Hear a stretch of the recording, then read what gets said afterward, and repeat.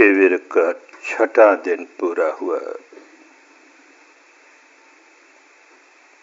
गंभीर साधना के 6 दिन पूरे हुए।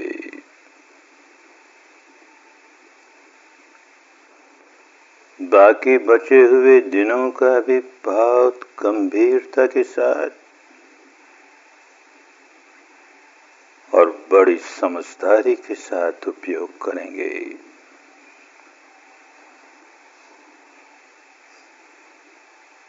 धर्म को भली भांति समझेंगे नहीं, विद्या को भली भांति समझेंगे ही नहीं, साधना विधि को भली भांति समझेंगे ही नहीं, तो भले काम तो खूब गंभीरता से करते हों, खूब लगन से करते हों, खूब तत्परता से करते हों, पर गलत तरीके से करेंगे। गलत तरीके से मेहनत की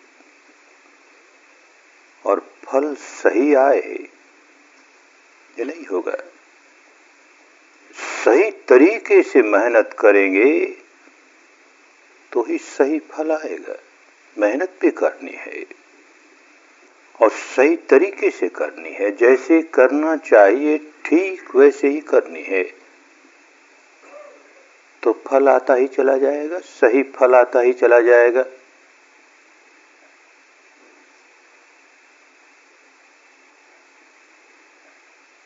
तो सही तरीके से कैसे काम करेंगे? एक प्रमुख बात तो ये समझ लेंगे कि धर्म का मार्ग हमेशा मध्यम मार्ग होता है। अतियों का मार्ग नहीं होता। जो व्यक्ति अतियों में जाने लगा, उसका आगे बढ़ना बंद हो जाएगा।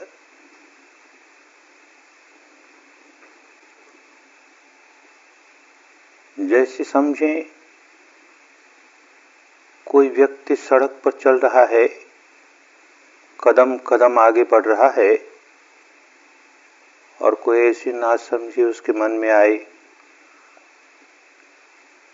कि जरा दाहिनी ओर झुक करके चलो, अथवा नासमझी आए कि बाईं ओर झुक करके चलो, और लगा झुकने। झुकता ही गया, कितना झुक गया, अब कदम आगे कैसे बढ़ाएगा? उलझ गया। सीधा चलेगा, न बाईं ओर झुकेगा न दाहिनी ओर झुकेगा। कदम आगे रखने हैं तो कदम कदम आगे बढ़ता ही चला जाएगा।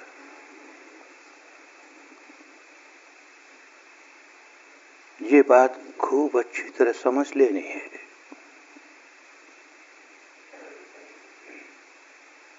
जहां अतियों की ओर गए कि वहीं प्रगति रुकी।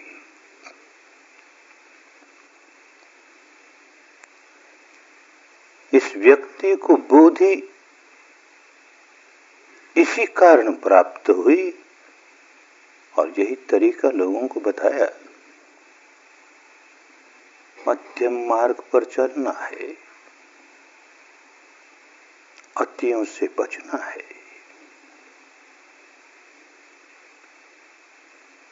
एक तो गृहस्थों का ऐसा जीवन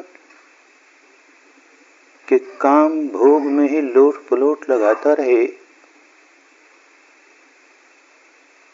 उस कीचड़ में इतना लोट पलोट लगाता रहे और चाहे कि मैं मुक्त अवस्था में चला जाऊं, पहुंच जाऊं, तो नहीं होता। दूसरी ओर घर बार छोड़ करके बाहर निकला तो काया को कष्ट देने में ही तप समझ लिया, तो ऐसी अतियों में चला गया, नहीं आगे बढ़ पाया। ये व्यक्ति व्यक्ति भी घर के बाहर तो निकला तो एक काम भोग की जिंदगी तो एक बार छोड़ें। सत्य की खोज करनी है, परम सत्य तक पहुंचना है, सारे दुखों से मुक्त अवस्था तक पहुंचना है। तो चलो खोज करें। तो उन दिनों भारत में अनेक प्रकार की साधनाएं, अनेक प्रकार की विद्याएं चलती थी, जिनमें से ये दो प्रमुख थी। एक तो शरीर को इतना महत्व दो, और महत्व इसी माने में कि शरीर को इतना कष्ट दो, जितना कष्ट देते चले जाओगे उतने पाप करते चले जाएंगे, उतने विकार निकलते चले जाएंगे। एक तरीका।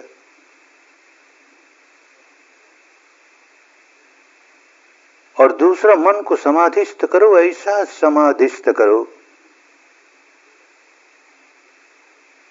तो उससे मुक्त हो जाओगे, सारे विकार निकल जाएंगे। इसे तो खोज करनी थी। तो दोनों ही को खूब आजमा के देखा।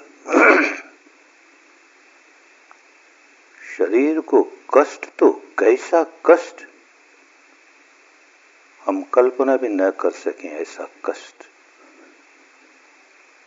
दे ही गया, दे ही गया। फिर बात समझ में आई, कुछ होता हुआ तो नहीं रे, मन को भूल गए ना।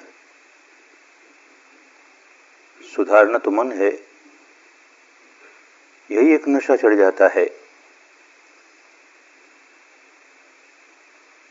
क्यों अतियों से बचने के लिए कहते हैं कि धर्म के किसी अंग को लेकर इतना खींच लेगा, इतना खींच लेगा कि बाकी अंगों को भूल जाएगा, उनको महत्व नहीं देगा।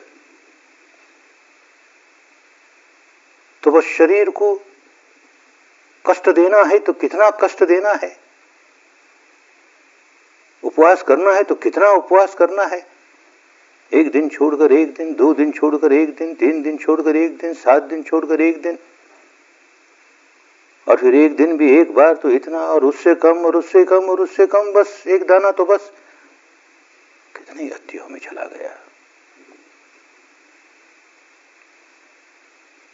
ठंड है तो सिकुड़ रहा ठंड के मारे, गर्मी है तो गर्मी के मारे तप रहा है,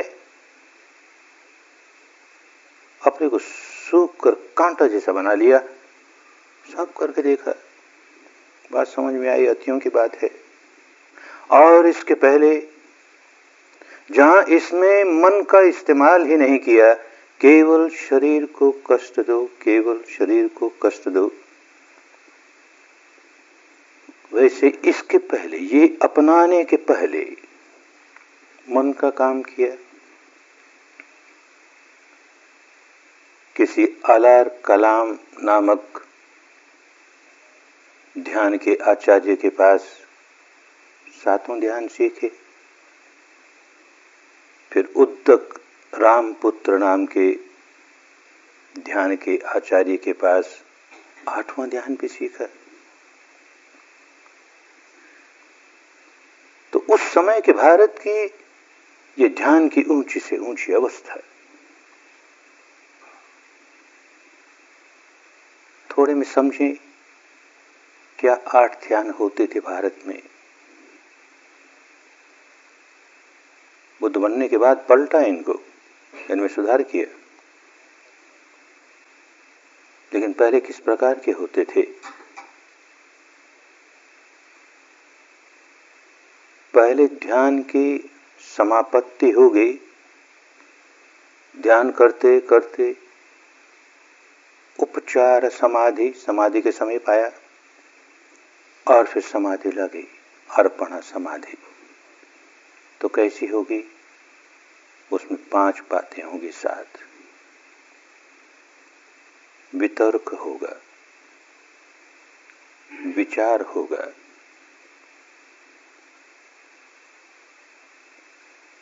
प्रीति होगी, सुख होगा, चित्त की एकाग्रता होगी। वितर्क विचार,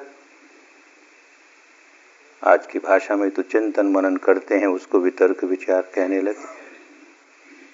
ये अर्थ नहीं। वितर्क माने ध्यान का कोई आलम्बन लिया, कोई आलम्बन लिया,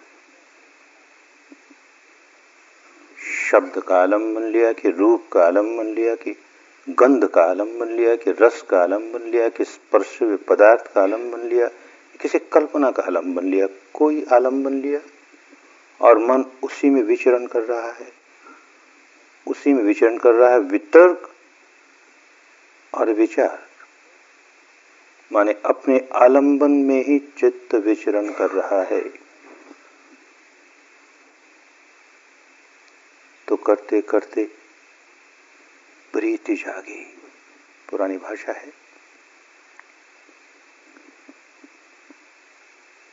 मन में ऐसी तरंगे उठने लगी, बड़े आनंद की तरंगे उठने लगी, जैसे समुद्र में ऊंची ऊंची लहरें उठती हैं, ऐसे लहराने लगा सारा चित्त। बड़ा आनंद, बड़ा आनंद। प्रीति कहते थे उसे।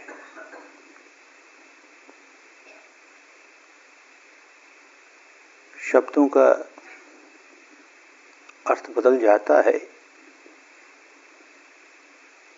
बहुत बार बदल करके शब्दों का उत्कर्ष हो जाता है, कभी अपकर्ष हो जाता है। उनके अर्थ उसे गिरा देते हैं, कभी उसके अर्थ उसे ऊंचा उठा देते हैं।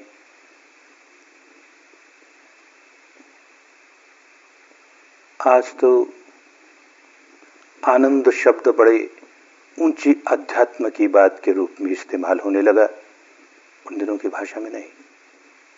उन दिनों आनंद बड़ी हल्की बात, ये जो इंद्रिय सुख है उसके लिए आनंद शब्द का इस्तेमाल होता था। केमिहासो किमानंदो निच्चंग पज्जलति सते। अरे क्या मौज मजे करते हो, क्या आनंद मनाते हो, क्या राग रंग में डूबे हो, देखो भीतर किस तरह जल रहे हो, देखो भीतर किस तरह जल रहे हो। तो इस अर्थ में आनंद शब्द का इस्तेमाल होता था।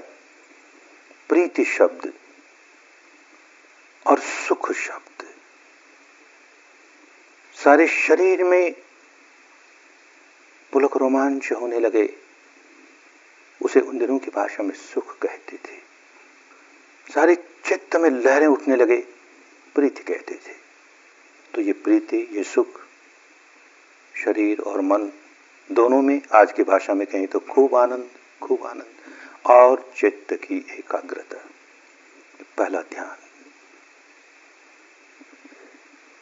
पहले ध्यान से निकलता है, फिर अभ्यास किए जाता है।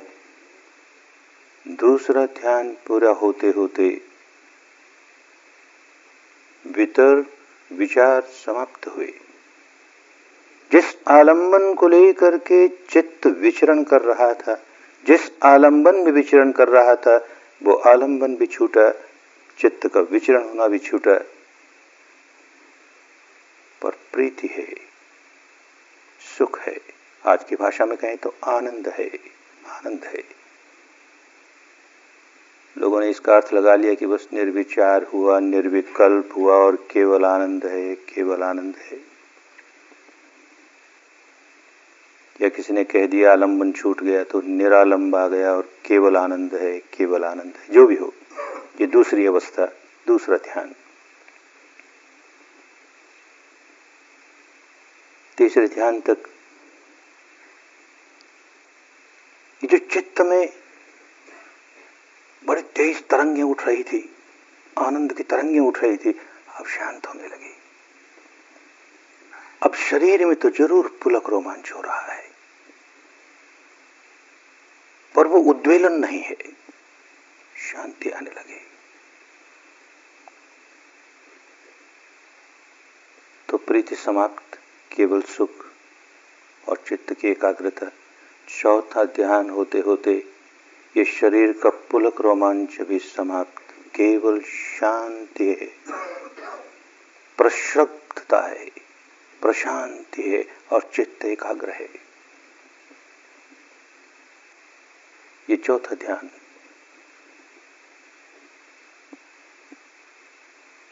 अब साधक देखता है कि भीतर ही भीतर इतनी शांति है,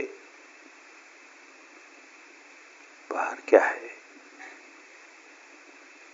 तो फिर कोई आलम्बन पकड़ता है और उसके सहारे सहारे सहारे अब अपने मन को फैलाता है।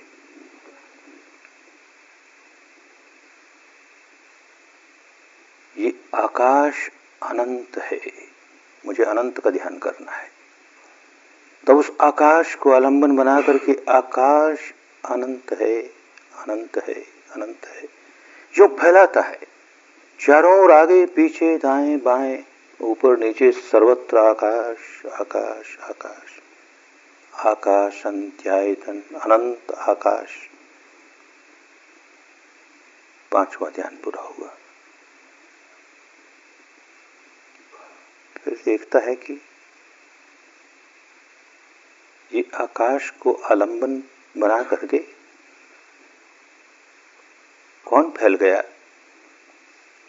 वो मेरे भीतर जो विज्ञान है,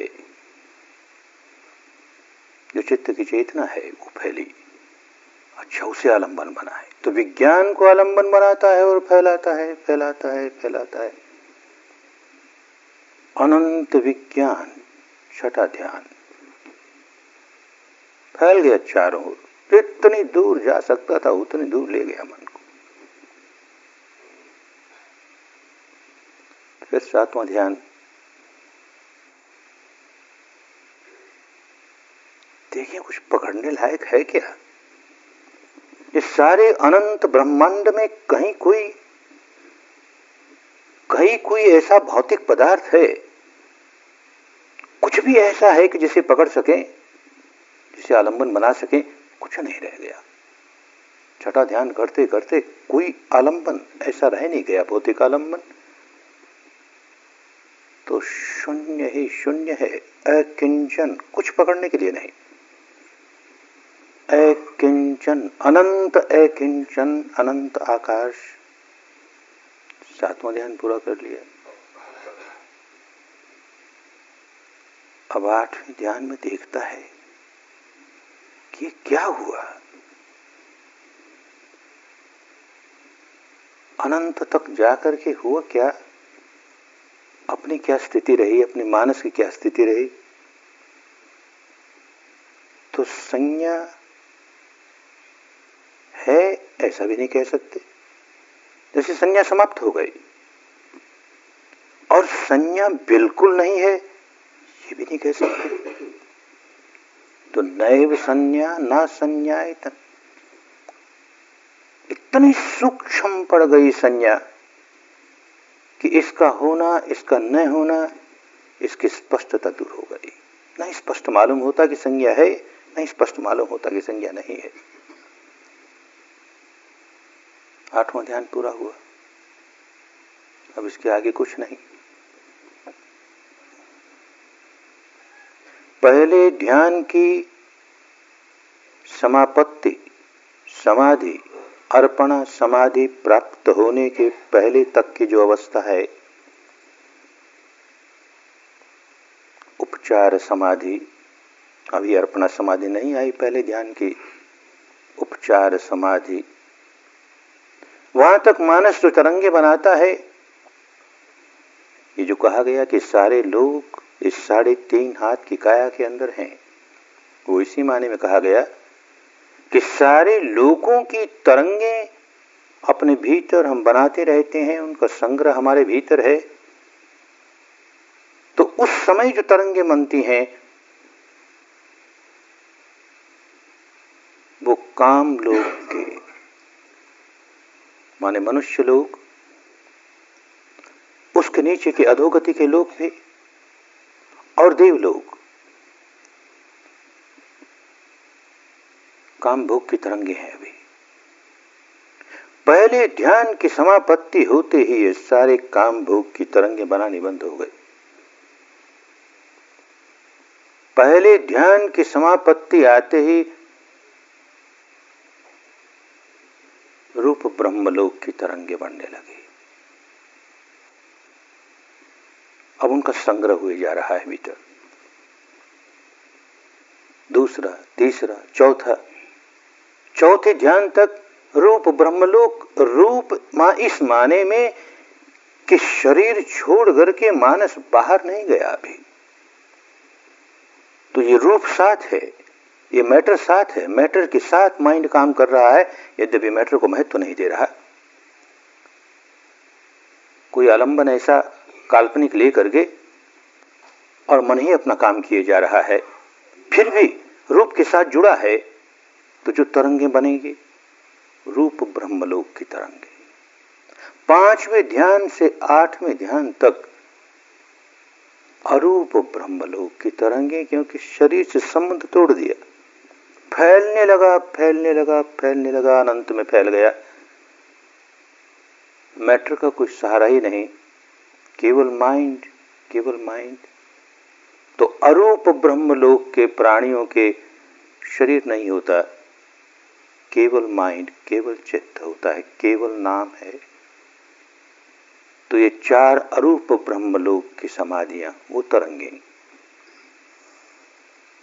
हम अपने भीतर चित्त से जैसी तरंगें बनाएंगे, कंप्यूटर है ये, सारे विश्व का कंप्यूटर, सुपर सुपर परम सुपर। अरे कितना कुछ इकट्ठा है इसमें, कौन इसे हैंडल करेगा? धर्म अपने आप हैंडल करता है। जिस समय हम नरक की तरंगें बना रहे हैं तो रजिस्टर होता चला गया, ये इनपुट दे रहे हैं इस कंप्यूटर में। मृत्यु के समय अगर वो तरंगे जागी, उस क्षण वो तरंगे जागी, तो हमारे पास वो लोग हमने अंदर निर्माण किया एकदम उससे ट्यून अप हो जाएंगे, समरस हो जाएंगे। तो ये चित्त की चेतना खिंची हुई चली जाएगी उसी ओर। जीवन के अंतिम क्षण में इस प्रकार की तरंगें जागी जो ऐसे किसी पशु लोक से संबंधित है, पक्षी लोक से संबंधित है, असुर लोक से संबंधित है, प्रेत लोक से संबंधित है। जैसी जागी उसी ओर खिंचा हुआ चला जाएगा। मनुष्य लोक से संबंधित है, जैसी जागी अमुक देवलोक जैसी जागी ब्रह्मलोक, वो जागी तो ब्रह्मलोक, अरूप ब्रह्मलोक, वो जागी तो अरूप ब्रह्मलोक। सारे लोग तो हमारे भीतर हम ही निर्माण कर रहे हैं। कौन निर्माण कर रहा है? तो ये 8वां ध्यान किए तो शरीर का कोई महत्व ही नहीं, केवल चित्त को ही एकमात्र महत्व देते देते देते 8वां ध्यान बजा पहुंचे। और उधर एक बावलापन कि केवल शरीर को ही महत्व देते देते देते इतना काया कष्ट दिया, उसे इतना काया कष्ट दिया कि भूल ही गए मन को सुधारना था ना भाई। इसी नशे में बावला है, ऐसा उपवास कर लिया मैंने, शरीर को ऐसा तपा लिया, इतना कष्ट दे दिया, अब तो मुक्त हो ही जाऊंगा। ठीक ऐसा ही अब तो मैंने चित्त को इतना अनंत तक पहुंचा दिया, इतना अनंत तक पहुंचा दिया, मैं ब्रह्मलोक तक पहुंच जाऊंगा, अमरलोक तक उसके आगे तो मुक्ति है और क्या है। अरूप ब्रह्मलोक मिल जाएगा तो और क्या चाहिए। भीतर के विकार वैसे के वैसे रहे। अंतर मन की गहराइयों में अनेक जन्मों से जो संस्कारों का संग्रह कर रखा था उसको निकालने का काम नहीं किया। पहली अवस्था में तो कुछ नहीं किया, बिल्कुल निकम्मा गया। दूसरी अवस्था में माने चित्त का जब ध्यान कर रहा था तो इतना अवश्य किया कि चित्त पर ऐसे अच्छे लेप लगाए जो ले जाएंगे, ऊंचे लोकों तक ले जाएंगे और उनका सुख कहें, उसका आनंद कहें, उसकी शांति कहें, अनुभव करेगा, कल्पों तक अनुभव करेगा। लेकिन क्योंकि अंतर मन की गहराइयों में, तलस्पर्शी गहराइयों में, जिसे आज की भाषा में अनकॉन्शियस माइंड कहें, उन दिनों की भाषा में भवंग कहते थे। भव का अंग है चित्त का वो हिस्सा जो एक भव से दूसरे भव, दूसरे भव से तीसरे भव प्रवाहमान रहता है अपने संस्कारों को लिए हुए। भव का अंग है, भवंग है। वो भवंग उसे छेड़ा ही नहीं, वहां तक पहुंचे ही नहीं। वो अनकॉन्शियस माइंड के विकार को निकालने का काम किया ही नहीं। दोनों करके देखा, नहीं निकले भाई, बहुत विकार, ऊपर ऊपर के बहुत विकार निकले, ऊपर ऊपर बहुत अच्छे लेप लगे, तो मुक्त कैसे हुआ? मुक्त होने के लिए तो इन गहराइयों में जो विकार हैं उनको निकालना होगा। तो शरीर और चित्त दोनों को साथ जोड़कर काम करना होगा, क्योंकि अंतर मन के गहराइयों में जो संस्कार हैं वो शरीर पर होने वाली संवेदनाओं से जुड़े हुए हैं। तो वहां तक पहुंचे कि नहीं पहुंचे, इसका एकमात्र प्रमाण ये है कि साधना करते हुए शरीर की संवेदनाएं अनुभव की या नहीं की। शरीर की संवेदनाओं को अनुभव करते हुए चित्त का ये काम करें कि राग नहीं जगने दें, द्वेष नहीं जगने दें, तो अपने अंतर मन के भवंग चित्त के विकारों को निकालने का काम शुरू हुआ। अन्यथा केवल ऊपर ऊपर परित चित्त, छोटा सा चित्त, जो छोटा सा चित्त था वो इस शरीर को कष्ट देने के काम में तो ऐसा ही रह गया, छुआ ही नहीं गया। लेकिन आठों ध्यान करने के काम में ये परित चित्त, छोटा सा चित्त फैलते फैलते फैलते महग्गद चित्त हो गया, महान चित्त हो गया, फैल गया अनंत तक। लेकिन वो अवस्था नहीं प्राप्त हुई। लगता है कि ये अनंत है, ये अनंत है, अभी होश नहीं है किसको अनंत कहते हैं। तो ऐसा अनंत है, ऐसा अनंत है, चित्त उसे अनंत मान रहा है, लेकिन वो अवस्था नहीं प्राप्त हुई जो सचमुच अनंत है, जो अपमाणु, प्रमाण नहीं उसका, कोई माप नहीं उसका, वो अवस्था नहीं प्राप्त हुई। माने शरीर और चित्त के परे की निर्वाणिक अवस्था जो सचमुच अनंत है, अपमाणु। तो शरीर और चित्त के साथ काम करते करते करते करते जब छुटकारा पाया तो अपमाणु, तो 3.5 हाथ की काया के भीतर काम करने लगा, तो अपमाणु निर्वाण अवस्था तक पहुंच गया, जिसका कोई प्रमाण नहीं, कोई माप नहीं, अपरिमित है। विकार समाप्त हो गए, जड़ों तक विकार निकल गए। विपश्यना की विधि हाथ लग गई। मन और शरीर दोनों का काम करना हो तो संवेदनाओं पर ही हो सकता है, क्योंकि संवेदनाएं शरीर और मन दोनों से संबंधित हैं, केवल शरीर संबंधित नहीं है। ये जो भीतर भीतर उथल पुथल हो रहा है, सुरफुर सुरफुर कुछ हो रहा है, खदबद खदबद कुछ हो रहा है, भारी हल्का जो कुछ हो रहा, अरे सारे निर्जीव पदार्थों में ऐसे हो रहा है। सारे निर्जीव पदार्थ ऐसे परमाणुओं से बने, जिनमें कभी पृथ्वी धातु की प्रधानता होती है, कभी अग्नि धातु की प्रधानता होती है, कभी जल धातु की, कभी वायु धातु की, तो उनमें भी सब हो रहा है, लेकिन उनके साथ चित्त नहीं जुड़ा हुआ। कौन महसूस करे? जीवित प्राणी के साथ चित्त जुड़ा है, इसलिए वो महसूस करता है। तो ये जो कुछ शरीर पर हो रहा है उसे महसूस चित्त कर रहा है, और चित्त महसूस ही केवल करके नहीं रह जाता, उसका अब स्वभाव पलटने का काम करने लगे कि अंधेपन में उसने जो स्वभाव बना लिया सुखद संवेदना के प्रति राग पैदा करने का, दुखद संवेदना के प्रति द्वेष पैदा करने का, और इस वजह से इतने गहरे गहरे गहरे संस्कार बनाता चला गया।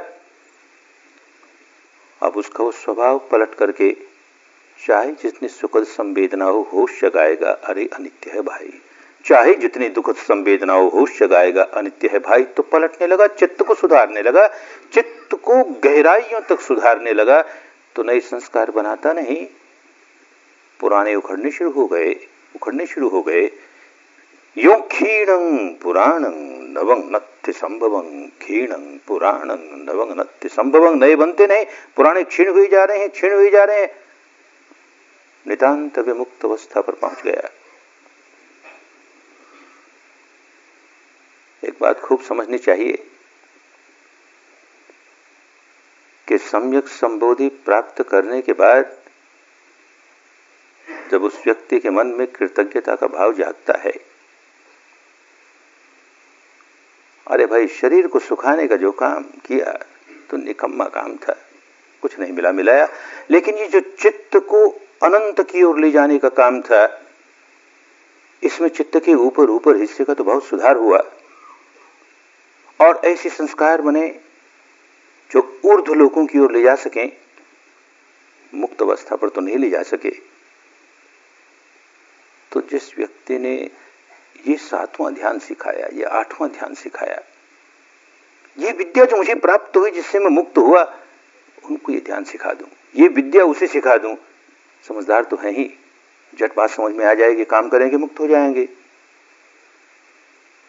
तो देखता है तो 7वां ध्यान सिखाने वाला सप्ताह भर पहले ही मृत्यु को प्राप्त हो गया। 8वां ध्यान सिखाने वाला पिछली रात को ही मृत्यु को प्राप्त हो गया। कृतज्ञता के भाव से उन्हें सिखाना चाहता था, कैसे सिखाए?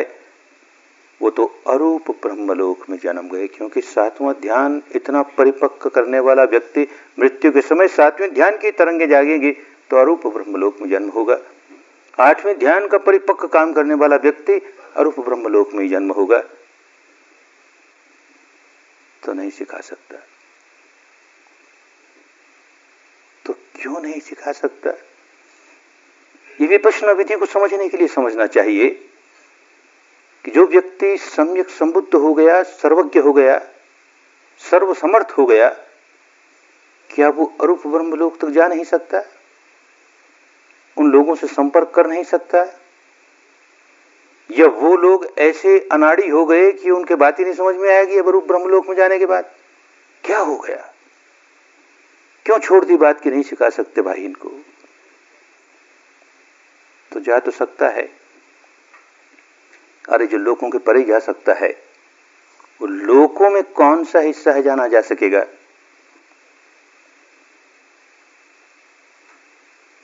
तो क्यों नहीं सिखा पाया? जा सकता है फिर भी नहीं सिखा पाता। विपश्यना किए बिना मुक्ति होगी नहीं उनकी। और विपश्यना वो करेंगे कैसे? रूप ही नहीं है, केवल नाम है, वहां रूप ही नहीं है, तो शरीर ही नहीं है, तो शरीर की संवेदना कैसे महसूस होगी? इन दोनों के मेल से जो संस्कार बनते हैं उनका संवर्धन होता है। इन दोनों के मेल से ये संवर्धित हुए संस्कारों का निष्कासन होता है, उनकी जड़ें निकलती है। वो काम कैसे होगा? हजार समझ जाएंगे तो भी कुछ नहीं कर पाएंगे। एक और तो बड़ी ऊंची अवस्था लगती है अरूप ब्रह्मलोक में। अरे कितने कल्पों तक शांति ही शांति का जीवन जिएगा, शांति ही शांति का जीवन जिएगा। कितने कल्पों तक, न जाने कितने संसार तब तक बनेंगे नष्ट होंगे, बनेंगे नष्ट होंगे। उसका वो अरूप ब्रह्मलोक, वो चारों अरूप ब्रह्मलोक तो वैसे ही हैं। और एक और बेचारे की कितनी दयनीय स्थिति है कि मुक्त नहीं हो सकता। लोगों के ऊंचे से ऊंचे लोक पर पहुंच गया और मुक्त नहीं हो सकता, क्योंकि काम नहीं कर सकता। वो साधन नहीं जिनसे काम करके मुक्त हो जाए। जैसे अधोगति में पड़े हुए प्राणी मुक्त नहीं हो सकते, मुक्ति का काम नहीं कर सकते। यद्यपि उनके पास रूप और चित्त दोनों ही हैं, लेकिन इतनी दुखद अवस्था है कि बात ही नहीं समझ में आएगी। प्रतिक्षण केवल राग बनाना, द्वेष बनाना, राग बनाना, द्वेष बनाना, इसके अतिरिक्त और भी कुछ हो सकता है, ऐसी बात ही नहीं समझ में आएगी। न पशुलोक में समझ में आएगी, न प्रेतलोक में समझ में आएगी, न निरय लोक में समझ में आएगी, कर ही नहीं पाएगा। मनुष्य लोक की यही विशेषता है। देवलोक की भी समझ में नहीं आएगी, क्योंकि ऐसा राग रंग है, ऐसा काम भोग का जीवन है, इतना राग ही राग, राग ही राग। अरे क्या दुख है, बात ही नहीं समझ में आएगी। दुख है, पहला पहला आर्य सत्य नहीं समझ में आएगा। दुख है, क्या देखेगा आपने, क्या दुख है? जब मरने लगेगा तब पता लगेगा, बड़ा दुख है रे, बड़ा। अरे तब तक तो सारा जीवन खो दिया। बड़ी कठिनाई होती है। मनुष्य बड़ा भाग्यशाली है, इसके जीवन में दुख भी आते हैं, सुख भी आते हैं, और प्रकृति ने इसको ऐसी शक्ति दी है कि अपने भीतर इन सारी सच्चाइयों को देखते हुए समता का अभ्यास कर सकता है। तो इसीलिए एक प्रसंग में भगवान ने कहा कि लोग कहते हैं कि मनुष्य मर करके देवलोक में चला जाए, ब्रह्मलोक में चला जाए तो उसकी सदगति हो गई। अरे भाई, मैं कहता हूं जब देवता मर करके, ब्रह्मा मर करके किसी मनुष्य लोक में जन्मता है तो उसकी सदगति हो गई, बहुत सदगति हो गई। मनुष्य से बढ़कर कोई और लोक नहीं जो मुक्त अवस्था तक पहुंचा दे। मुक्ति का मार्ग मिल गया और सारे मनुष्य के जीवन में सारे जीवन ये काम करते गए। अब ऊंचे लोकों में कहीं जाएं, करते ही चले जाएंगे, करते ही चले जाएंगे, कोई कठिनाई नहीं आएगी। आरंभ करना बड़ा कठिन है। तो शरीर और चित्त दोनों पर काम करना है, और शरीर और चित्त दोनों पर काम कर रहे हैं कि नहीं कर रहे हैं, इसका प्रमाण संवेदना है। क्योंकि संवेदना एकमात्र ऐसी अनुभूति है, ऐसी घटना है हमारे भीतर जो मन से भी संबंध रखती है, तन से भी संबंध रखती है, दोनों से संबंध रखती है। तो इसके सहारे सहारे सहारे होश नहीं रहता, तो इसी के सहारे सहारे सहारे अपनी दुर्गति करते हैं। हमारे लोग चक्कर बढ़ाते हैं।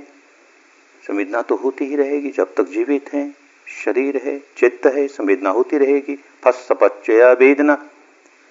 कानों में किसी शब्द का स्पर्श कभी होगा, कभी नहीं भी होगा। नाक से किसी गंध का स्पर्श कभी होगा, कभी नहीं भी होगा। आंख से किसी रूप का स्पर्श कभी होगा, कभी नहीं भी होगा। जीभ से किसी रस का स्पर्श कभी होगा, कभी नहीं भी होगा। मन से किसी चिंतन का स्पर्श कभी होगा, कभी नहीं होगा। शरीर से बाह्य पदार्थों का स्पर्श कभी होगा, कभी नहीं होगा। लेकिन ये शरीर से मन का स्पर्श तो प्रतिक्षण होते रहता है, प्रतिक्षण होते रहता है। इसीलिए 3.5 हाथ की काया में जहां जहां चित्त है वहां वहां संवेदना होगी ही, और जहां जहां प्राण है वहां वहां चित्त है। चित्त नहीं हो तो प्राण नहीं होगा, मृत हो जाएगा। मृत होगा तो चित्त नहीं होगा, संवेदना नहीं होगी। जैसे ये बाल आगे आगे मृत हो गए, कोई चित्त इसके साथ नहीं लगा हुआ, चाहे जितना काटें कोई संवेदना नहीं होगी। नाखून आगे आगे मर गए, कितना ही काटें कोई संवेदना नहीं होगी। पर जहां जहां जीवन है वहां वहां चित्त है, इसलिए वहां वहां संवेदना है। तो इन्हीं संवेदनाओं के आधार पर मुक्ति का मार्ग मिला। तो कहा पुब्बे अननुसुत्ते सुधम्मेषु। अरे यहां बंधन बंधते हैं यही नहीं पता था पहले, और यहां बंधन खुल सकते हैं यही नहीं पता था पहले। कहां उलझा हुआ था, अब समझ में आई बात। तो यही सिखाया लोगों को, यही करना है, खूब अच्छी तरह समझकर करना है। ये जो अपने भीतर काम करना शुरू किया, कैसे अविद्या दूर हो, बेहोशी दूर हो।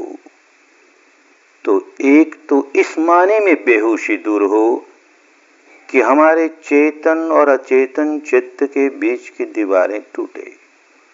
जो कुछ अचेतन प्रतिक्षण महसूस कर रहा है, शरीर के साथ जुड़ा हुआ है, और शरीर में जो संवेदना हो रही है उसे वो महसूस कर रहा है। रात दिन 24 घंटे वो महसूस कर रहा है। और जिसको हम परित्त चित्त, ऊपर वाला चित्त कहते हैं, उसे पता ही नहीं क्या हो रहा है भीतर। गहरी नींद में सोया है तो ये परित्त चित्त सोया है, कॉन्शियस माइंड सोया है। अनकॉन्शियस तो इन संवेदनाओं के साथ जुड़ा है, उसे संवेदनाएं महसूस हो रही हैं, और महसूस ही नहीं हो रही, वो प्रतिक्रिया कर रहा है। ऐसा अपने स्वभाव के शिकंजे में जकड़ गया, ऐसा बिहेवियर पैटर्न में इम्प्रिजन्ड हो गया, प्रिजनर हो गया, उसका कैदी हो गया कि वैसा ही करेगा। उसे संवेदना महसूस होगी, दुखद महसूस होगी, वो द्वेष पैदा ही करेगा। सुखद महसूस होगी, वो राग पैदा ही करेगा। अरे ये कोई एक जन्म की बात नहीं, 2 जन्म की बात नहीं, अनेक जन्मों से ऐसा करता आया, तो ऐसा दृढ़ बिहेवियर पैटर्न हो गया, उसे तोड़ना है ना, तो वहां काम करना पड़ेगा। तो अविद्या दूर हुई माने पहला कदम तो ये कि हमको जो हमारा अंतर्मन इन संवेदनाओं को महसूस कर रहा था वहां तक हमारी पहुंच हो गई।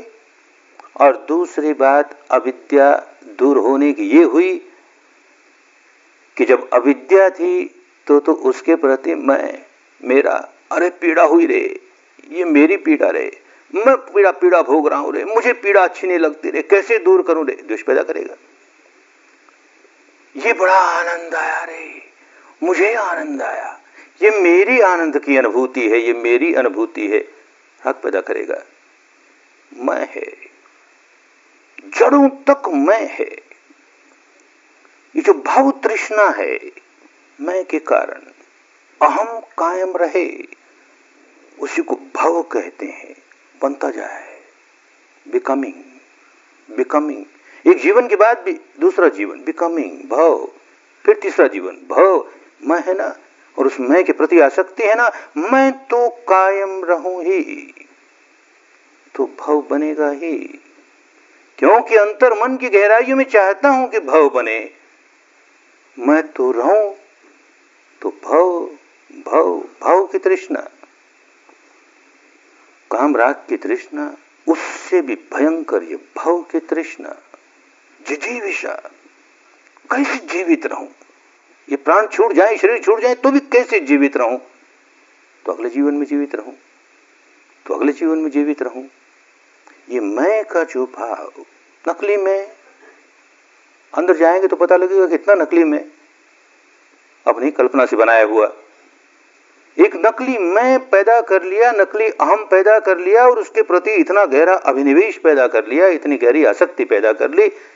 इसी के हमारे भव संस्कार पर भव संस्कार, भव संस्कार पर भव संस्कार बनाए जा रहे हैं। तो अविद्या टूटती है तो होश आता है। क्या होश आता है? टुकड़े कर करके देखने से बात स्पष्ट समझ में आने लगती है। कोई फिलोसफी वालों की बात नहीं, क्या लेना देना। किसी फिलोसफी की एक बात मान ली कि सब अनित्य है, सब अनात्म है, सब दुख है, ये अमुक परंपरा की फिलोसफी कहती है, इसलिए हम उसे स्वीकार करते हैं। क्या मिल गया? ये सत्य है, ये चित्त है, ये आनंद है, ये नित्य है, ये शाश्वत है, ये ध्रुव है, अमुक परंपरा की फिलोसफी कहती है, हमने मान लिया। क्या मिल गया रे? ये मान लिया कि वो मान लिया, जाना जाना कुछ नहीं, मान लिया। फिलोसफी है तो मान लिया। जानना है, जानेगी तो सारी भ्रांतियां दूर होगी, सारी बात समझ में आएगी। तो जानने का काम। अनित्य है तो जानेंगे अनित्य है, अनुभूति से जानेंगे अनित्य है। देख उत्पाद हो रहा है, व्यय हो रहा है, उत्पाद हो रहा है, व्यय, तो कल्याण करना शुरू कर देगा। और फिलोसफी की तरह हम मान के चल रहे हैं अनित्य है, अनित्य है, अनित्य है, तो दृष्टि दृष्टि ही है, दर्शन दर्शन ही है, सम्यक नहीं हुआ। अनुभूति पर उतरा तो सम्यक हुआ। ये अनात्म है, ये सारा प्रपंच शरीर का और चित्त का अनात्म है। मैं नहीं, मेरा नहीं, मेरी आत्मा नहीं, ये ध्रुव नहीं, ये शाश्वत नहीं। ऐसा अनुभूति से जान रहे हैं। टुकड़े कर करके देख लिया, सारे शरीर के टुकड़े कर करके देख लिए, सारे चित्त के टुकड़े कर करके देख लिए, कहीं भी मैं जैसा कुछ नहीं, मेरे जैसा कुछ नहीं, धोखा है। तो अनुभूति पर उतरी बात तो कल्याण की बात हो गई, अन्यथा फिलॉसफी बन गई। दर्शन हमेशा मिथ्या होता है। सम्यक दर्शन अनुभूति पर होता है तो मिथ्यात्व को दूर करता है। दुख है, अब अनुभूति पर उतरी बात कि देख इस प्रपंच को, चित्त और शरीर के प्रपंच को मैं मान करके जैसे ही राग जगाया दुख है ना, जैसे ही द्वेष जगाया दुख है ना, ऐसे अनुभूति से जान रहा है तो कल्याण होने लगा। तो ये जो काम शुरू किया, शील पालन करना, चित्त को उन सच्चाइयों के आधार पर एकाग्र करना कि जो सच्चाइयां हमारे भीतर चित्त और शरीर के प्रपंच को उजागर करने में सहायक हो जाएगी, उनको उजागर करके विकारों से मुक्त होने में सहायक हो जाएगी। और चित्त और शरीर के परे का जो परम सत्य है, जो नित्य है, जो शाश्वत है, जो ध्रुव है, वो भी फिलॉसफी की बात नहीं, वो निर्वाण अवस्था, वो मुक्त अवस्था, वो मोक्ष अवस्था तब स्वीकार करेंगे उसे जबकि वो संदृष्टिक हो जाएगा। दिट्ठ धम्म निब्बाण, संदृष्टिक धर्म होगा, हमारी अनुभूति पर उतर गया, तब स्वीकारें, अन्यथा उसको मानने की जरूरत नहीं। ऐसे मान लेने मात्र से क्या मिलेगा? जब उसका साक्षात्कार हो जाएगा। जब तक साक्षात्कार नहीं हो तब तक संपरायिक है, दूर का है, किसी दूसरे का है। किसी दूसरे को अनुभूति हुई, वो कहता है मुझे नहीं अनुभूति हुई, मुझे तो संदृष्टिक होगी तब अनुभूति होगी। तो ये चित्त और शरीर का सारा क्षेत्र, अनित्य का सारा क्षेत्र देखते देखते देखते देखते पहुंचना उस अवस्था पर है जो नित्य है, शाश्वत है, ध्रुव है, उसका साक्षात्कार करना है ताकि वो संदृष्टिक हो जाए, संपरायिक नहीं रहे, केवल फिलॉसफी की बात नहीं रहे, अनुभूति पर उतर जाए सच्चाई। तो कल्याण हो गया, तो मुक्ति आ गई, विकार निकल गए सारे, अन्यथा तो धोखा हो गया, केवल फिलॉसफी बन के रह गई। तो इसलिए काम कर रहे हैं कि धोखे के बाहर आए, जो सच्चाई है इस शरीर के बारे में, जो सच्चाई है चित्त स्कंद के बारे में, जो सच्चाई है, टुकड़े कर करके, विभाजन कर करके, विघटन कर करके, विश्लेषण कर करके देखना शुरू किया। और क्योंकि ये दोनों जुड़े रहते हैं इसलिए दोनों को साथ लेकर काम करना शुरू किया। केवल अकेले चित्त को लेकर के उसका विश्लेषण करने बैठे या केवल शरीर को लेकर उसका विश्लेषण करने बैठे तो बात पूरी तरह नहीं समझ में आएगी। इसलिए शरीर का आधार है, इसी के सहारे सांस का काम किया तो ये शरीर की एक प्रक्रिया है। और इसके साथ चित्त को देख रहे हैं कि कैसे चित्त में विकार जागते हैं तो सांस अपने स्वाभाविकता खो देता है, कैसे विकार दूर होता है, सांस फिर स्वाभाविक हो जाता है, विकार और दूर होते हैं, सांस और शांत होते जाता है, और दूर होते हैं, शांत होते होते होते कुंभक लग जाती है। ये सारी बात अनुभूति से जानने तो मन को, शरीर को, दोनों को साथ मिला के देख रहे हैं। ऐसे ही विपश्यना करने लगे तो मन को, शरीर को, दोनों को साथ मिला करके क्या हो रहा है, चित्त और मन, चित्त और शरीर का स्पर्श हुआ। सिर से शुरू किया, जहां जहां मन गया वहां स्पर्श हुआ, स्पर्श तो हो ही रहा था। अब चेतन और अचेतन दोनों मिलकर के स्पर्श करने लगे, जहां जहां स्पर्श हुआ कोई संवेदना हुई ये जान रहे हैं, और साथ साथ उसका सारा प्रपंच जान रहे हैं, चित्त का किस तरह से ये प्रपंच बनाता है, किस तरह से बांधने का काम करता है वो जानने लगे। तो शरीर के बारे में भले बुद्धि के स्तर पर, श्रद्धा के स्तर पर स्वीकार कर रखा था कि ये शरीर तो भंगुर है भाई, ये तो नश्वर है, ये तो मरण धर्मा है, ये कहां से नित्य है, ये कहां से शाश्वत है, कहां से ध्रुव है। लेकिन ये तो केवल बुद्धि कहती थी, ये हमारा ऊपर का परित्त चित्त कहता था, ये भीतर वाला चित्त है, इस मानने को तैयार नहीं। उसको तो ये नित्य ही लगता है, शाश्वत ही लगता है, ध्रुव ही लगता है, मैं ही लगता है, मेरा ही लगता है, तभी तो आसक्त है इसके प्रति। तभी तो इस शरीर में कुछ हो जाए, नहीं अच्छा लगे तो नहीं चाहिए रे, मुझे ऐसा हुआ रे, नहीं चाहिए रे, वैसा हो गया तो बहुत अच्छा हुआ रे, चाहिए रे, इसलिए करता है। उसे होश नहीं है, उसको कैसे होश जगाएं? वो तो इसे नित्य माने ही चल रहा है, अनित्य है ऐसी अनुभूति हमारे सारे मानस को हो, इसलिए हमने ये काम शुरू किया। तो शरीर का विघटन होते होते हम चाहें कि शरीर के हम इस प्रकार टुकड़े कर दें तो नहीं होगा। हम जितने जितने समता के साथ काम कर रहे हैं उतना उतना चित्त हमारा स्थूल से सूक्ष्म हो जा रहा है, सूक्ष्म हो जा रहा है, उतना उतना शरीर संबंधी सच्चाई जो स्थूल थी वो और सूक्ष्म, वो और सूक्ष्म, वो और सूक्ष्म हो जा रही है। तो एक बात शुरू से ही समझ लेनी चाहिए कि साधक काम जो कर रहा है वो स्थूल से सूक्ष्मता की ओर ले जाने वाला काम है।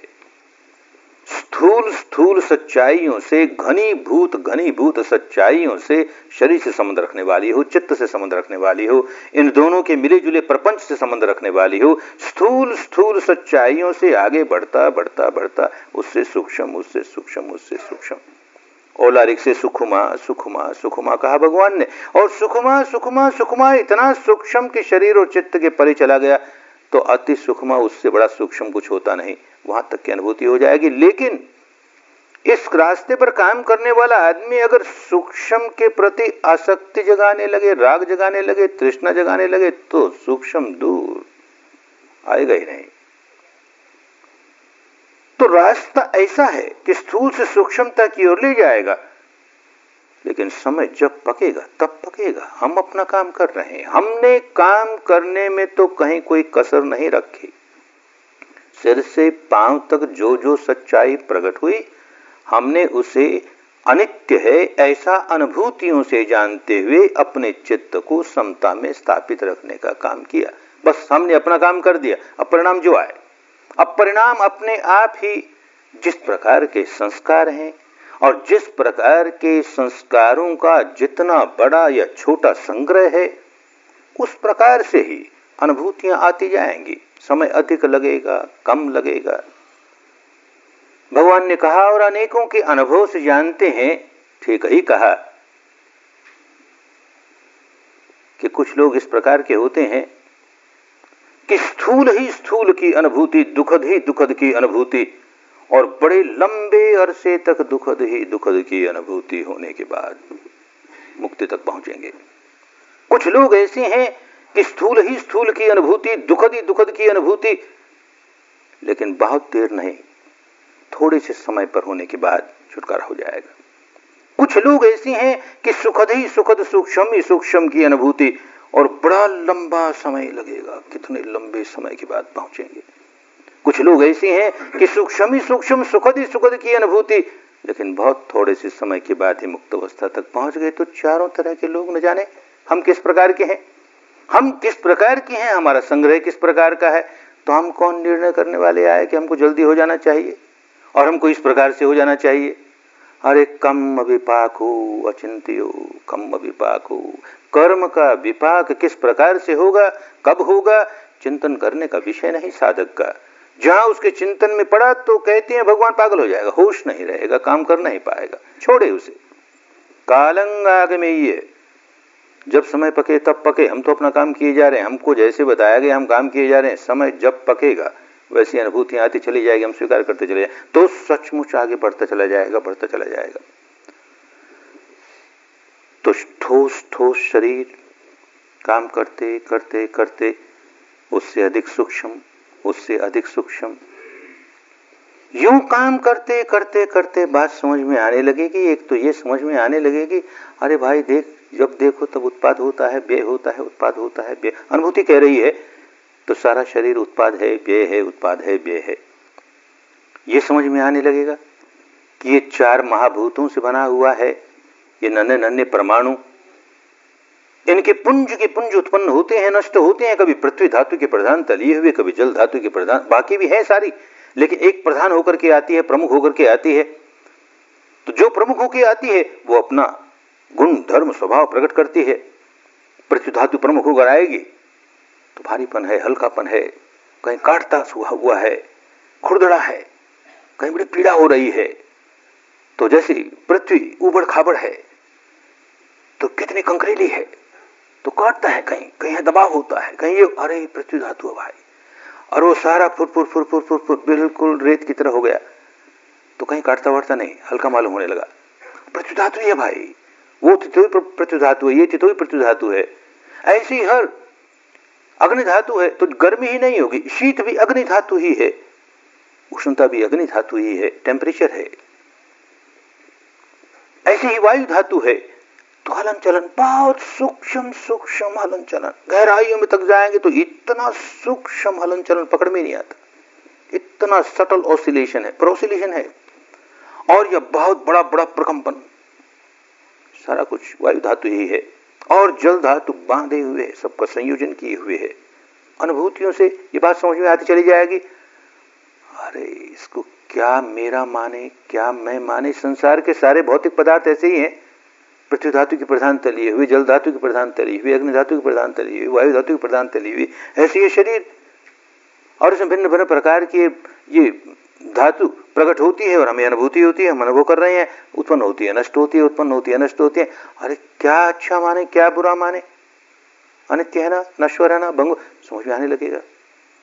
जितना जितना समझ में आने लगेगा उतना उतना अपने पुराने स्वभाव को तोड़ने में सफल होते चले जाएंगे। नहीं समझ में आया, हल्कापन आया तो खुशियों से नाचे, भारीपन आया तो डूब गए विषाद में, उदासी में, तो नहीं समझ में आया। अरे भारीपन आते ही समझ में आया कि पृथ्वी धातु अपना भारीपन प्रकट कर रही है भाई। हल्कापन आया तो पृथ्वी धातु अपना हल्कापन प्रकट कर रही है भाई। इसमें क्या अच्छा क्या बुरा, क्या मैं क्या मेरा, तो गाड़ी ठीक दिशा में चल रही है तो आगे बढ़ता चला जाएगा, आगे बढ़ता चला जाएगा। ऐसे शरीर को जिस जिस अवस्था में से गुजर रहा है वैसे शरीर को समझता चला जाएगा अनित्य है, अनित्य है, अनित्य है, नश्वर है, अनुभूतियों से नश्वर है, अनित्य है, नश्वर है। ऐसे ही चित्त स्कंद को समझता चला जाएगा। विज्ञान है, संज्ञा है, वेदना है, संस्कार है। विज्ञान है जो जानने का काम करता है। कान पर कुछ हुआ कि आंख पर कुछ हुआ कि नाक के दरवाजे पर कुछ हुआ कि जीभ के दरवाजे पर कुछ हुआ कि शरीर के दरवाजे पर कुछ हुआ कि मन के ही दरवाजे पर कुछ हुआ। विज्ञान है। काम शुरू करता है तो अविद्या सारी नहीं दूर होती। पहला कदम है अविद्या को दूर करने का। जरा जरा सी विद्या जागने लगे, अभी किंडरगार्टन में है, क्या क्या पढ़ रहे हैं, तो एक बावलापन रहेगा ही कि भाई और सब कुछ अनित्य है। देखिए शरीर भी अनित्य है और चित्त के सारे हिस्से जो पहचानने का काम करती है संज्ञा पहचानी और खत्म हो गई। अनुभव करने का काम करती है संवेदना, अनुभव की खत्म हो गई। संस्कार करने का काम करता है चित्त का हिस्सा, संस्कार बनाया, खत्म हो गया। ये जो जानने वाला है ये अमर है, बस यही आत्मा है। देख जान रहा है ना, कान पर कुछ हुआ तो जाना, नाक पर कुछ हुआ तो जाना, यहां हुआ तो, ये सजग है और ये जीवित है, ये हमेशा रहता है। अभी अविद्या है भाई, करते करते करते टूटेगी तो पता लगेगा कि बड़ा अनित्य है रे ये। टुकड़े करते करते पता लगने लगेंगे कि 6 विज्ञान अलग अलग हैं। श्रोत का जो विज्ञान है वो चक्षु पर काम नहीं कर सकता, जो चक्षु का विज्ञान है वो श्रोत पर काम नहीं कर सकता, नाक पर काम नहीं कर सकता, जीभ पर काम नहीं कर सकता, त्वचा पर काम नहीं कर सकता, मन पर काम नहीं कर सकता। अरे 6 विज्ञान और अपने अपने कारणों से इनकी उत्पत्ति होती है।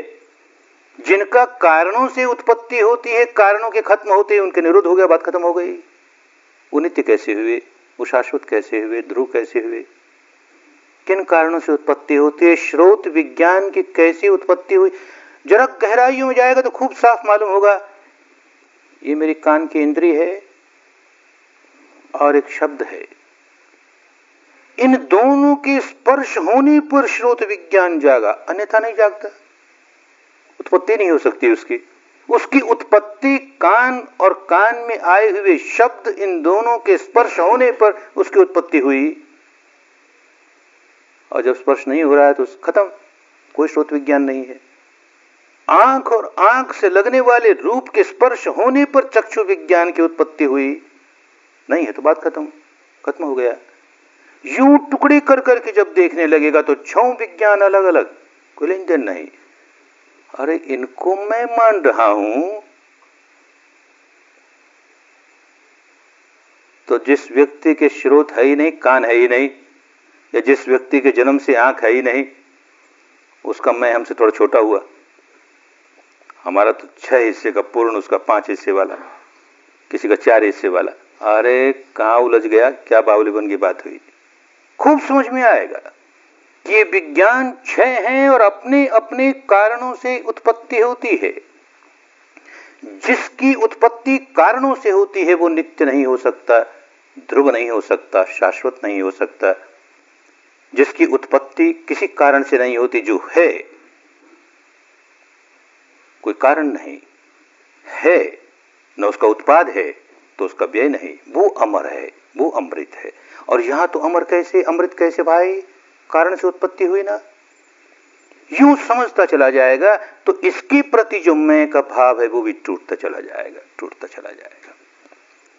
तो खूब समझेगा, विज्ञान 6 तरह के विज्ञान, उनका काम केवल इतना ही, श्रोत विज्ञान का काम इतना ही कि इस कान के दरवाजे पर क्या खटपट हुई।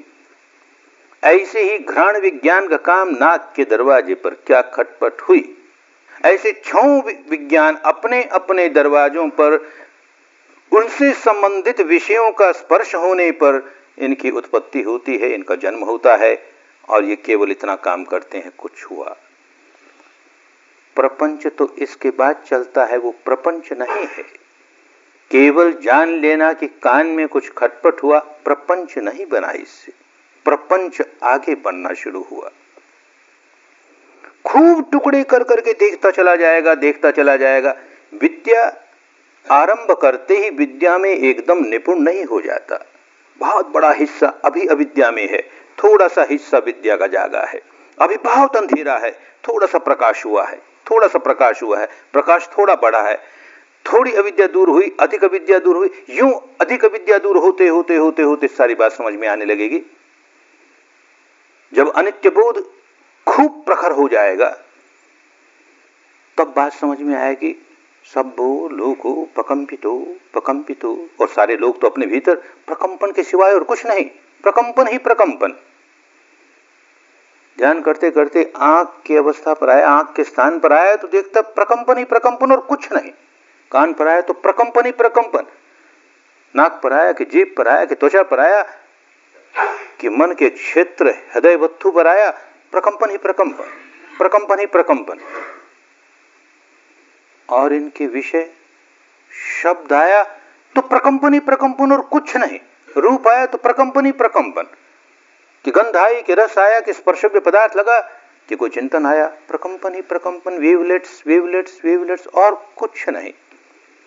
अब वेवलेट इस वेवलेंथ की है या उस वेवलेंथ की है? अनगिनत वेवलेंथ की। इस वेव हाइट की है कि उस वेव हाइट की है?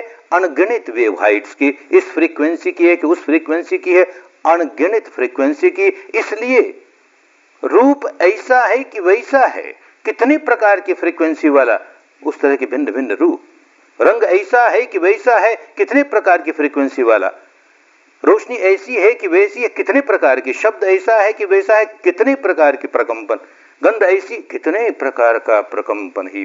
अरे सारा विश्व केवल प्रकंपन ही प्रकंपन होना, नष्ट होना, प्रकंपन होना, प्रसो होना। सब्बो पज्जलितो लोको प्रकंपितो, combustion and vibration, compulsion and vibration, और कुछ नहीं। ऐसा समझ में आने लगा। फिर समझ में आया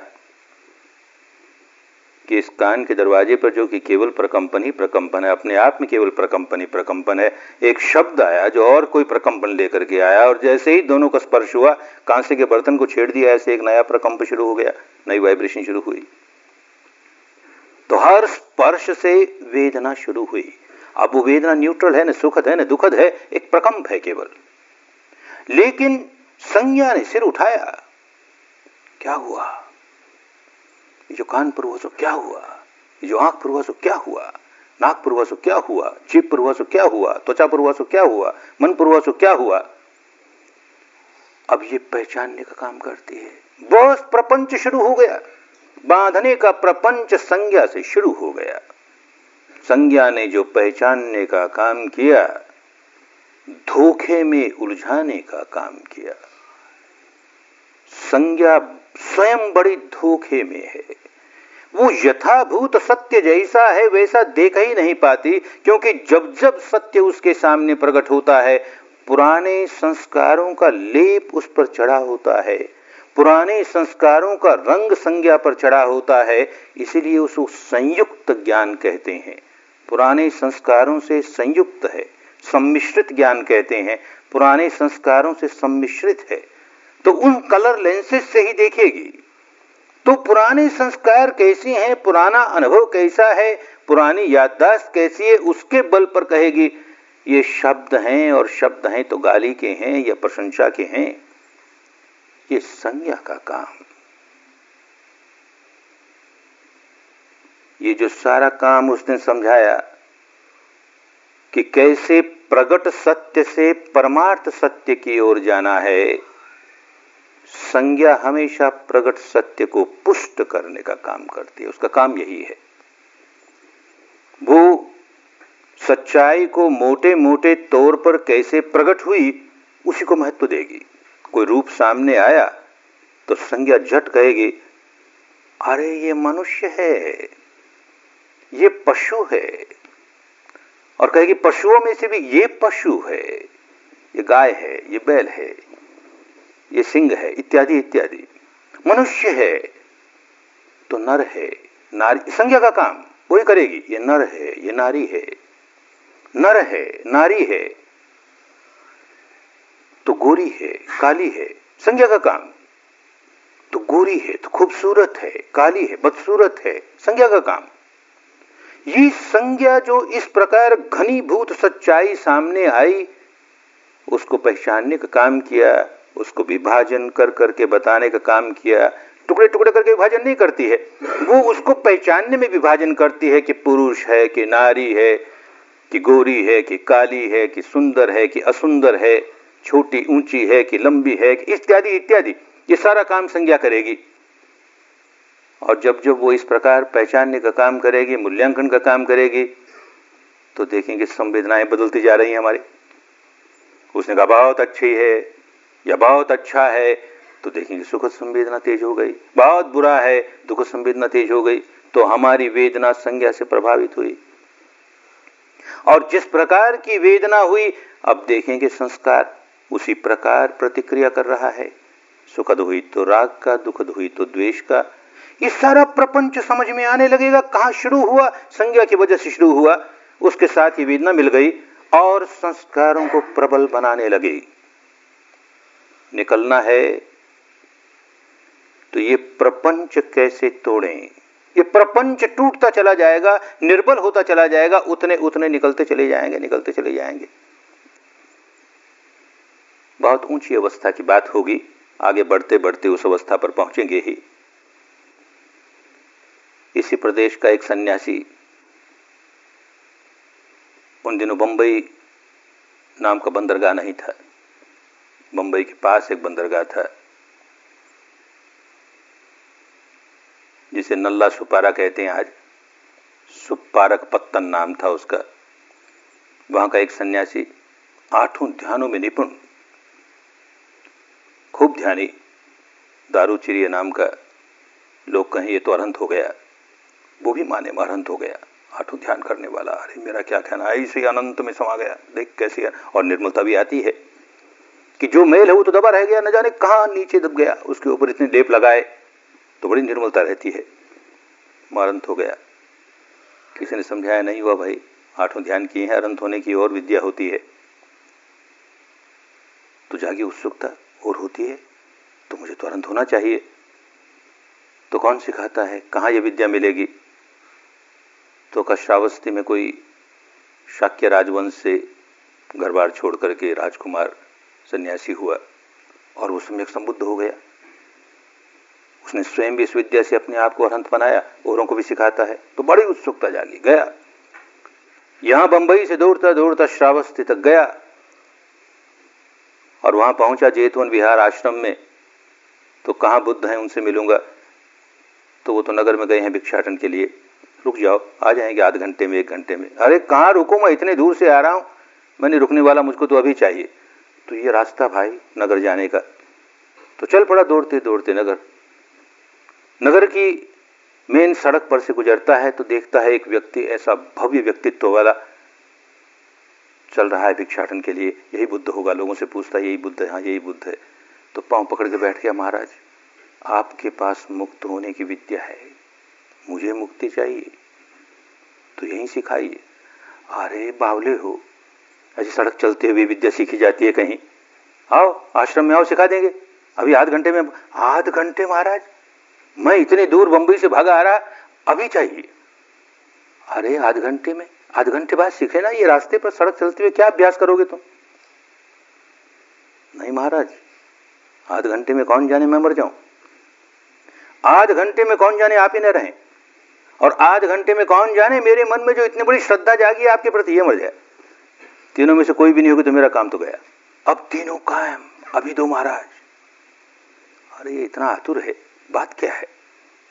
देखा भगवान ने, अरे सचमुच इस बेचारे का आयुष्य तो इतना छोड़ा है, आध घंटा कहां जिएगा, तो मरने वाला है, इसको तो अभी देना चाहिए।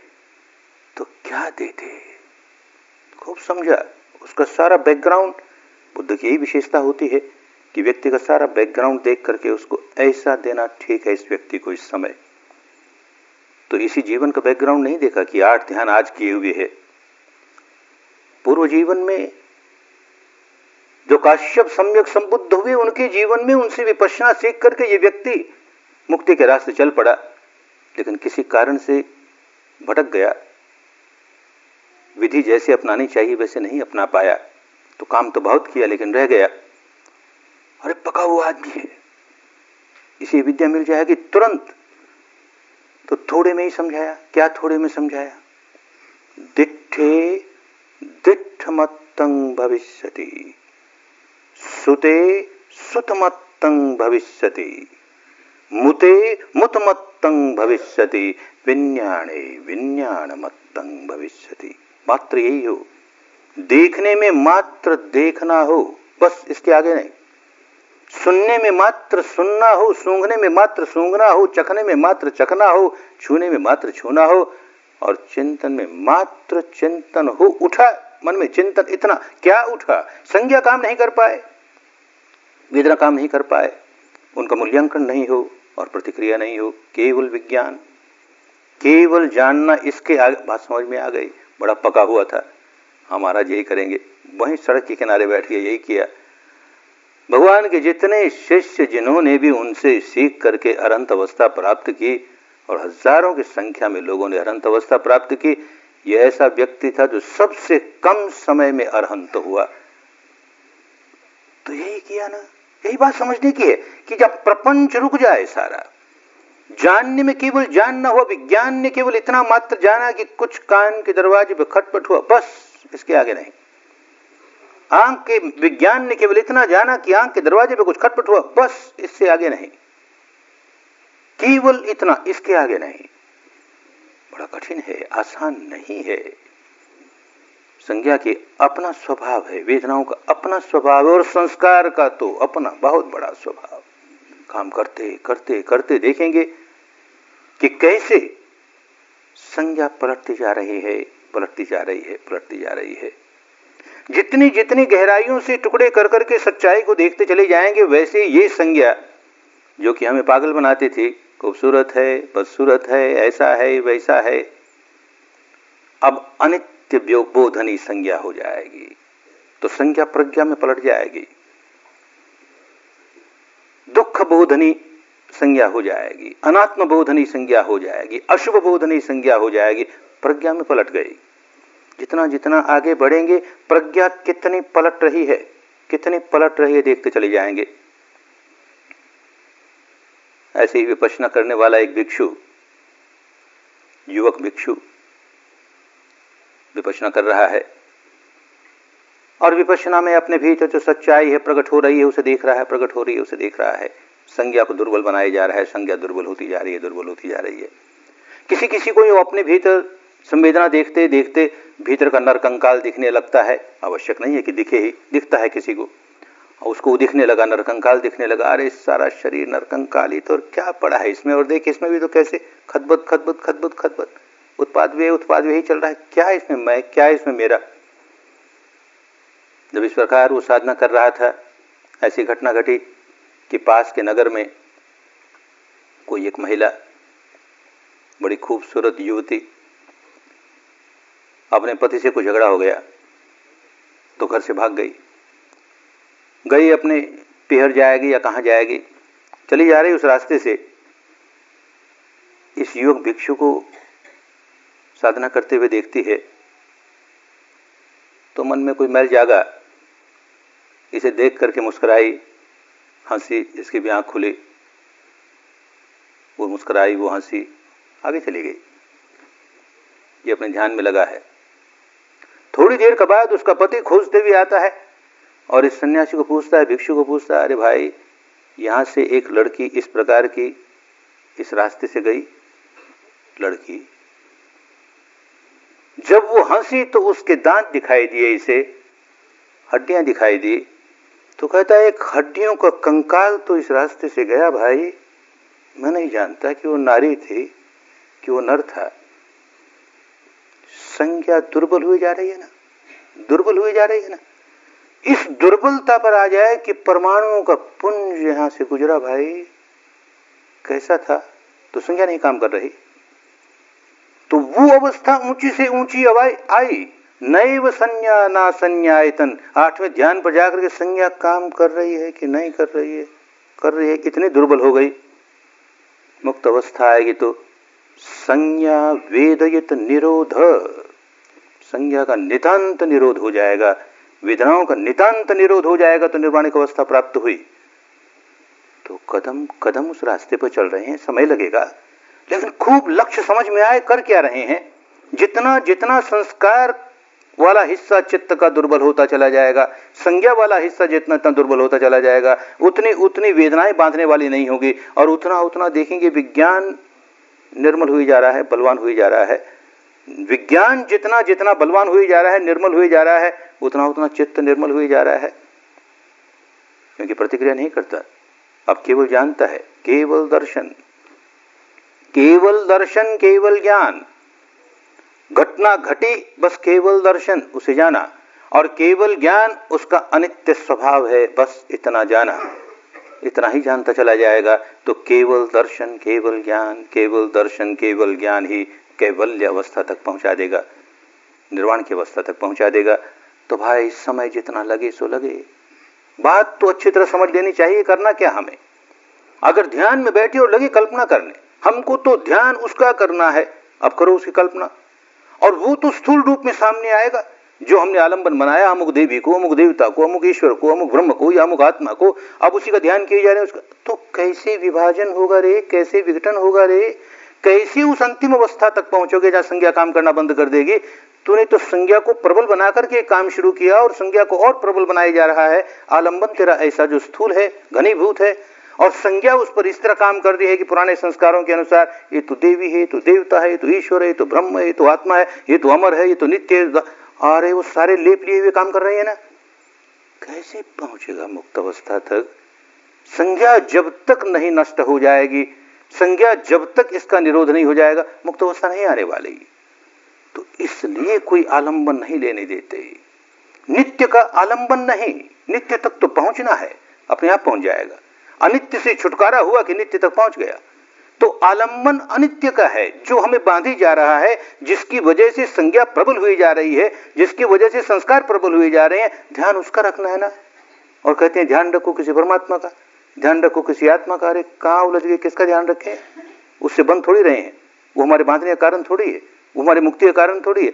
ये हमारे बांधने का कारण तो ये सारा प्रपंच है, और इसमें से निकलने का उपाय यही है कि इस प्रपंच में बंधे नहीं। इसको कैसे दुर्बल करें, काम ये करना है। कहाँ उलझ गए, साधना के नाम पर कहाँ उलझ गए, ध्यान के नाम पर कहाँ उलझ गए, खूब अच्छी तरह समझेंगे तो ये संशय निकलता चला जाएगा, क्यों कर रहे हैं। श्रोतापन्न अवस्था पर पहुंचने पर संशय नहीं रहता, पर श्रोतापन्न अवस्था तक पहुंचने के लिए संशय अभी से दूर होता जाए, दूर होता जाए। चुल्ल श्रोतापन हुआ तो भी संशय नहीं रहे, मार्ग बिल्कुल ठीक सही रास्ते चल रहे हैं, अपने विकारों को जड़ों से निकालने का काम कर रहे हैं, तो श्रोतापन्न अवस्था पर पहुंचेंगे। पहले धर्म के स्रोत में तो पढ़ें, तो फिर मुक्ति के स्रोत में पढ़ ही जाएंगे। तो जितने दिन बचे हैं खूब अच्छी तरह समझ करके मन के सारे संदेहों को, शंकाओं को, विचिकित्साओं